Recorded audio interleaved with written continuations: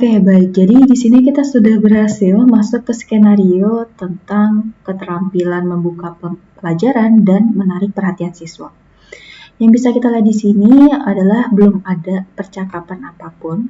Jadi di sini kita situasinya adalah kita sebagai guru perlu menginisiasi percakapan dengan siswa atau si Budi, ya, di mana Budi ini karakternya pasif, introvert, atau bahkan belum ada antusias nih untuk dalam mengikuti pembelajaran hari ini. Nah, di sini kita tujuannya sebagai guru, apakah bisa untuk menarik perhatian si Budi, ya, untuk lebih engage dalam sesi kelas hari ini, seperti itu. Nah, sebelum kita memulai simulasinya, ada beberapa navigasi atau tombol yang mungkin Bapak Ibu bisa lihat di bagian bawah berikut ini, gitu ya. Nah, mungkin di sini akan saya contohkan satu persatu. Jadi, untuk memulai komunikasi dengan si Budi, kita perlu mengklik tombol mic terlebih dahulu, ya, yang saya tunjuk berikut ini. Jadi ketika kita sudah siap berbicara, kita klik tombol mic, lalu ketika sudah selesai kita klik kembali tombol mic berikut. Nah, ini mungkin sedikit saya contohkan.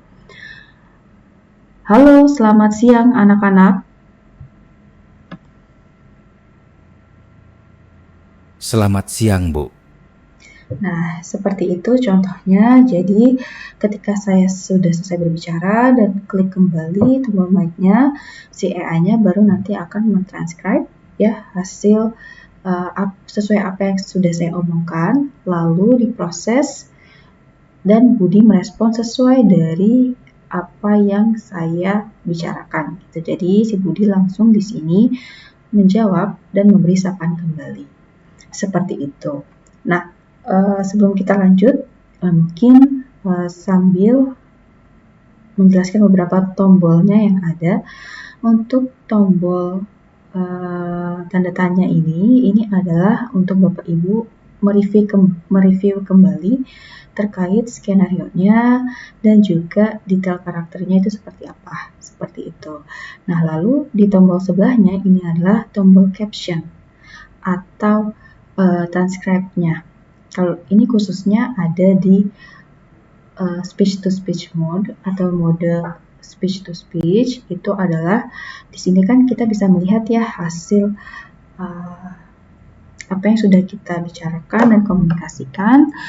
Nah, ini kita juga bisa matikan kalau misalkan Bapak Ibu sebetulnya sudah cukup ya dengan mendengarkan dari respons AI-nya saja. Tapi kalau mau diaktifkan silahkan. Jadi disesuaikan kembali dengan kenyamanan Bapak Ibu sekalian. Nah, kemudian ada tombol kamera. Nah, ini bisa juga dinyalakan ya, dinyalakan kameranya. Kalau misalkan ingin dinonaktifkan juga tidak diklik, tidak apa-apa seperti itu. Tapi dengan kita menyalakan kamera itu istilahnya kita seakan-akan benar-benar nih sedang berbicara dengan Budi. Oke, yang terakhir ada fitur live.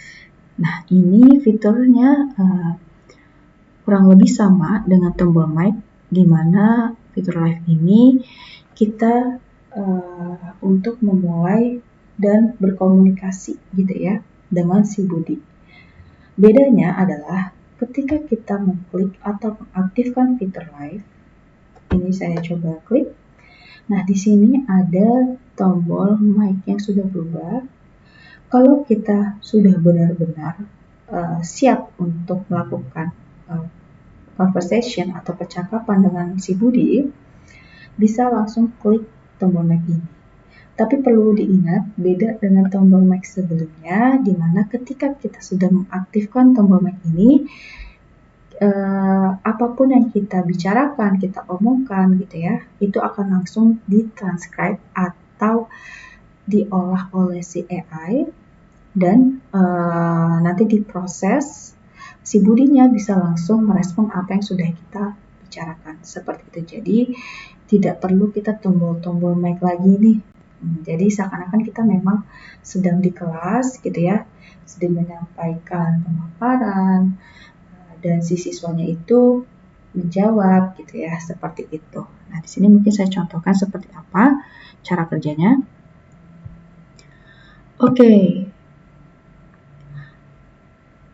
Oke, jadi hari ini kita akan membahas ya atau melanjutkan dari yang sudah kita bahas di minggu lalu gitu ya, mengenai demokrasi.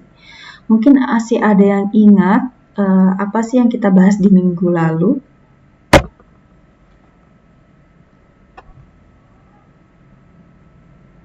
Definisi demokrasi, Bu. Oke, bagus Budi.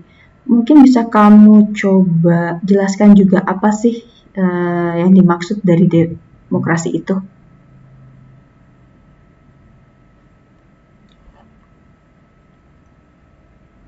Kurang tahu, Bu.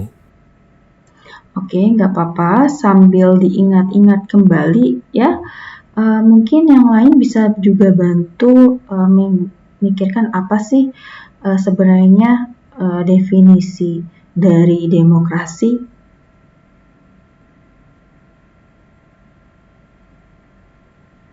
That. Oke, nah ini sebagai contoh saja yang Bapak Ibu lihat di sini ya, si Budi itu dia merespon tidak ada. Nah berarti kita bagaimana sih caranya kita untuk menarik perhatian si Budi atau siswa lain agar lebih engage nih atau mereka bisa percaya diri dengan memberikan opini. Itu dalam sisi simulasinya. Dan kemudian terkait dalam penggunaan simulasi seperti tombol fitur live ini, di mana secara langsung kan yang bisa kita lihat adalah tanpa kita perlu klik tombol lain, tapi secara real time ketika kita ngobrol, ya itu langsung mentranscribe. Nah, ini adalah yang memberikan kesan ya atau experience kita benar-benar berlatih seakan kita memang berinteraksi dengan si siswa tersebut. Seperti itu. Nah, kalau misalkan kita pengen nonaktifkan fitur live-nya, kita bisa dengan klik tombol mic-nya ini. Nah, dia akan ada notifikasi atau pop-up bahwa transcription secara live-nya itu telah dinonaktifkan. Seperti itu. Jadi, bisa kalau misalkan Bapak Ibu ingin jeda terlebih dahulu, lalu ingin dinyalakan kembali, itu bisa. Jadi disesuaikan saja dengan kondisi, ya. Nah di sini mungkin secara singkat saja saya berikan contohnya. Nah mungkin ketika kita sudah misalkan selesai nih untuk role play-nya gitu ya. Kita mau mengakhiri simulasi ini, tinggal Bapak Ibu klik tombol merah, telepon merah, lalu klik and now untuk benar-benar mengakhiri percakapan ini. Nah, di sini adalah salah satu fitur yang bisa didapatkan juga ya di Elwin, yaitu adalah instant feedback atau assessment. Instant assessment ini tentunya berbasis AI, di mana AI yang sudah kita berikan knowledge-nya, gitu ya, atau agent AI tertentu yang sudah kita siapkan itu akan langsung mengenerate atau memproses hasil dari percakapan kita tadi dengan si AI atau si Budinya dari awal hingga akhir. Itu dia akan proses semua dan akan di-generate menjadi assessment dari beberapa kriteria yang sudah kita tentukan untuk penilaiannya. Gitu. Nah, kalau di sini hanya dengan menunggu kurang lebih 1 menit kita sudah dapat ya hasilnya yang bisa Bapak Ibu lihat. Di bagian kiri itu kita bisa lihat apa sih role AI-nya tadi, peran AI-nya si Budinya itu adalah sebagai siswa gitu ya. Lalu judulnya dan role kita itu apa di skenario ini, lalu tanggalnya. Jadi kalau misalkan Bapak Ibu mau ngecek hasil asesmennya itu bisa di-track juga dari tanggal assessment yang sudah dilakukan. Nah, di sini di bagian kanan kalau Bapak Ibu lihat ini adalah menampilkan beberapa kriteria yang sudah dibuat gitu ya, dan juga skor-skornya seperti itu. Selain skor dan kriteria, di bagian bawah di sini di Elwin Role Play Assessment itu akan AI-nya juga memberikan alasannya kenapa sih kita bisa mendapat skor misalkan skor 2 dari 4 gitu ya. Nah, itu dikasih alasannya dan juga penjelasannya itu seperti apa. Jadi, ketika nanti kita melakukan role play berikutnya, kita bisa meningkatkan gitu ya kemampuan ataupun skill kita yang mungkin kurang di aspek sekian gitu. Aspek ini gitu ya, contohnya. Nah, di sini kalau Bapak Ibu lihat ada beberapa kriteria ya yang dinilai gitu ya. Nah, kriteria ini bisa nggak sih kalau misalkan kita ubah atau sesuai yang kita inginkan, atau mungkin sekolah punya ada nih standar penilaiannya sendiri untuk asesmen guru misalkan. Nah, itu sangat bisa sekali. Jadi ketika Bapak Ibu sekalian sudah memiliki gitu ya, misalkan lembar penilaian ataupun dokumen untuk penilaian, standar penilaiannya itu bisa nanti di-upload di Elwin, platform Elwin, dan nanti kriteria-kriteria yang muncul itu akan menyesuaikan dari dokumen tersebut. Ya, itu jadi kelebihan dari Elwin itu karena memang kita bisa dengan membuat secara personalisasi ya sesuai dari disesuaikan lagi keinginan dari Bapak Ibu sekalian, use case yang ada, standar penilaian dari setiap organisasi, dan di sini AI-nya itu akan membantu untuk memproses informasi tersebut menjadi sebuah rubrik ataupun skenario seperti itu. Nah, kalau sudah di bagian bawahnya kita juga bisa melihat progresnya. Di sini juga ada misinya nih. Misinya apakah kita sudah berhasil atau bahkan masih dalam progres gitu ya, atau bahkan belum sama sekali dimulai. Nah, ini karena tadi contoh simulasinya saya cukup singkat ya, jadi memang informasi yang didapat oleh saya-nya itu juga belum mencukupi dan memang saya belum memenuhi dari misi gitu ya, ataupun win conditions-nya dari skenario berikut tersebut itu. Nah, di sini juga ada feedback assessment-nya secara keseluruhan yang bisa dicek, lalu area atau aspek mana sih yang bisa ditingkatkan gitu ya. Di sini ada per kriterianya, lalu juga ada rekomendasinya seperti apa sih jawaban yang benar dan pendekatan yang lebih benar itu seperti apa. Ini bisa dicek juga, lalu akan ada juga tips-tipsnya bagaimana sih untuk mendapat nilai yang sempurna ketika kita melakukan simulasi skenario keterampilan membuka pelajaran dan menarik perhatian siswa. Gitu. Nah, di sini juga ada next step-nya seperti apa yang perlu kita persiapkan gitu ya, atau yang kita perlu lanjutkan untuk assessment-nya. Kurang lebih seperti itu untuk mengenai demonstrasi role play hingga assessment-nya. Atau jika Bapak Ibu juga ingin melihat ya rubrik yang menjadi referensi untuk penilaian ini bisa kita klik saja. Nah, ini akan muncul.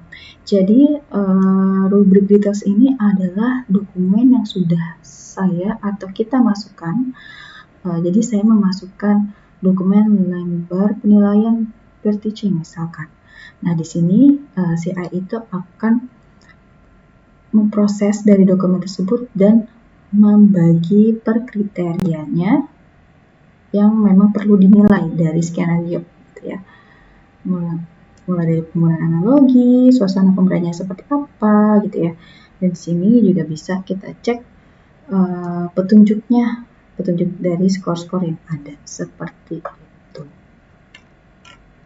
Kalau sudah kita close dan bisa balik ke menu awal. Oke. Nah, setelah kita selesai role play, jadi mungkin di sini ada beberapa tab lagi ya. Jadi ketika kalau Bapak Ibu sudah selesai melakukan role play, itu bisa cek di bagian role play history. Nah, di role play history ini akan menampilkan kumpulan simulasi role play yang sudah kita lakukan sebelumnya. Jadi kalau misalkan mau kita cek, kita bisa klik saja, lalu akan muncul chat historinya. Apa saja sih respon kita dan bagaimana perjalanan atau percakapan dengan si AI-nya tersebut, seperti itu. Nah, kalau misalkan ingin mengecek kembali hasil assessment-nya, kita bisa ke tab assessment history. Nah, di sini akan muncul juga menampilkan beberapa kumpulan assessment yang sudah kita lakukan sebelumnya. Di sini skenario, nama skenarionya apa, lalu tipe role play-nya apa, apakah kita melakukan dengan speech mode atau secara text mode, mengetik gitu ya, lalu tanggal kita melakukan role play dan assessment-nya, lalu ada skornya juga. Dan di sini kalau misalkan Bapak Ibu ingin mengecek lebih detailnya lagi hasil assessment-nya, bisa diklik di tombol mata di sebelah kanan ya. Di sini coba saya contohkan. Nah, di sini akan muncul mulai dari detail skenario-nya, lalu rubrik yang digunakan, gitu ya. Lalu hasil assessment-nya kita bisa lihat juga di sini, dan juga conversation-nya. Jadi di sini bisa kita lebih cek secara detailnya. Kalau misalkan Bapak Ibu sudah nih mengassessment gitu ya, mau kita tarik datanya, tinggal Bapak Ibu klik saja export to PDF. Nanti hasil assessment tersebut akan dikonversi menjadi file PDF gitu. Jadi ini bisa sebagai data internal gitu ya, untuk terkait hasil assessment yang sudah dilakukan. Seperti itu.